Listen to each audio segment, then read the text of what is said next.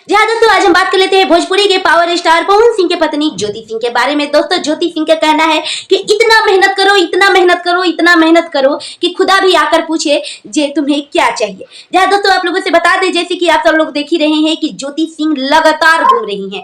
वो अपने चुनाव के लिए जो विधानसभा से चुनाव लड़ने वाली है विधायकी का, लगातार घूम रही है। दोस्तों, आप लोगों से बता दें, काराकाट लोकसभा क्षेत्र के अंदर कल ज्योति सिंह पहुंची हुई थी घूमने के लिए, लेकिन जैसे ही ज्योति सिंह वहां पे जाती हैं, बहुत सारे गरीबों के साथ मिलकर खाना खाती हैं, जिसपे मैं वीडियो भी बना चुकी हूँ। दोस्तों, आज के वीडियो में हम आप लोगों को कुछ खास बात बताने वाले हैं, तो वीडियो को आप लोग स्किप मत कीजिएगा। दोस्तों, जैसे ही ज्योति सिंह काराकाट लोकसभा क्षेत्र के अंदर पहुंचती है, वहां पे उन्हें पता लगता है कि काराकाट लोकसभा क्षेत्र के डेहरी परिषद नगर पंचायत डालमिया नगर में राजू सिंह की 5 वर्षीय पुत्री गुम हो चुकी है। जहाँ दोस्तों, ज्योति सिंह को जैसे ही ये बातें पता लगती है, ज्योति सिंह वहां पे पहुंचती हैं, परिवार वालों से मिलती हैं। मिलने के बाद उन्हें सांत्वना देती हैं। सांत्वना देने के बाद उन्होंने प्रशासन से भी बात किया। ज्योति सिंह प्रशासन से भी बात की, जल्द से जल्द उम्रा नाम की लड़की जो गुम हो चुकी है उन्हें ढूंढ लिया जाए और सुरक्षित ढूंढा जाए। ये काराकाट लोकसभा क्षेत्र के अंदर क्या हो रहा है, जो 5 वर्ष के लड़की भी गुम हो जाती है।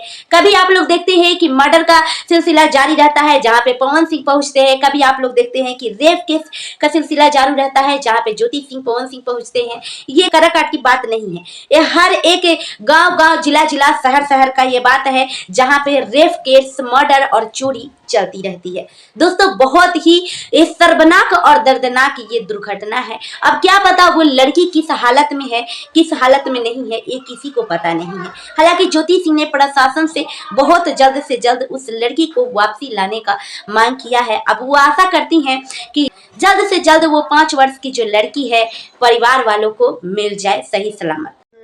पारिवारिक रिश्तों पर हम लोग बात कर सकते हैं।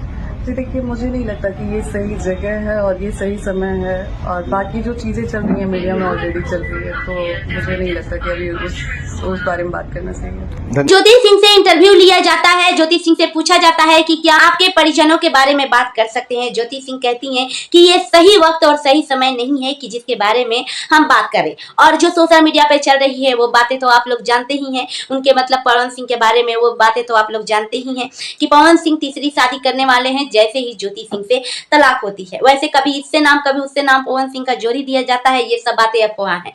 उस लड़की से पवन सिंह शादी करने वाले नहीं है। जैसे कि आप लोगों ने देखा ही था काला ओढ़नी के इवेंट शो में पवन सिंह शालिनी सिंह से कहते हैं कि खाली माइये के प्रणाम करबू, हस्बैंड के प्रणाम ना करबू। तो क्वीन शालिनी हस्बैंड को यानी पवन सिंह को भी प्रणाम करते हैं। तो ये सब मजाक की बातें हैं, ये सब सिर्फ नाम जोड़ा जाता है।